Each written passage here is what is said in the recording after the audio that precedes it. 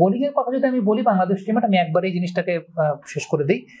Last 2টা সিরিজে বাংলাদেশের বোলিং খুব খারাপ গেছে, খুব টাফ টাইম গেছে। এর অন্যতম বড় কারণ ছিল এক্সেসিভ ডিউ ফ্যাক্টর।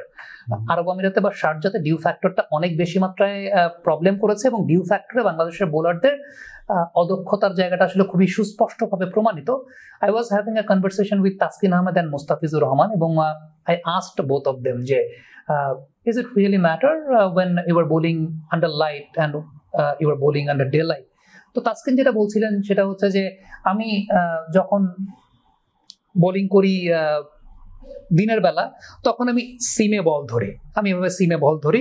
আবার আমি যে সময়টাতে রাতের বেলা ডিউ ফ্যাক্টর কাজ করে তখন আমি ক্রস সিমে বল ধরি, কারণ ডিউ ফ্যাক্টরে সিমে বল ধরে বল হাত থেকে পিছলে যাবে, যেটা আমরা নাহিদ রানার ক্ষেত্রে দেখেছিলাম আরব আমিরাত সিরিজের সময় হাত থেকে পিছলে যাচ্ছে, শেখ মেহেদী হাসানের বল হাত থেকে পিছলে যাচ্ছিল। তাসকিন যেটা বলছিলেন যে আমি ক্রস সিমে বল ধরি, মুস্তাফিজ পাশ থেকে বলছিলেন আমি তো সিমেই ধরি না।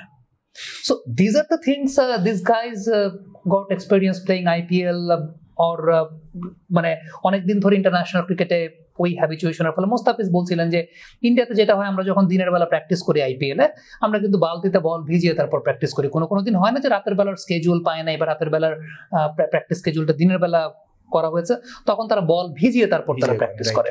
সো এই যে জায়গাগুলো এগুলো কিন্তু অনেক বেশি মাত্রায় আই ওপেনার, যে মুস্তাফিজ জানেন, তাসকিন জানেন, অন্যান্য বোলাররা সেটা জানেন কিনা, বা তাদেরকে সেই জায়গায় হ্যাবিচুয়েশন গুলো করানো হয় কিনা।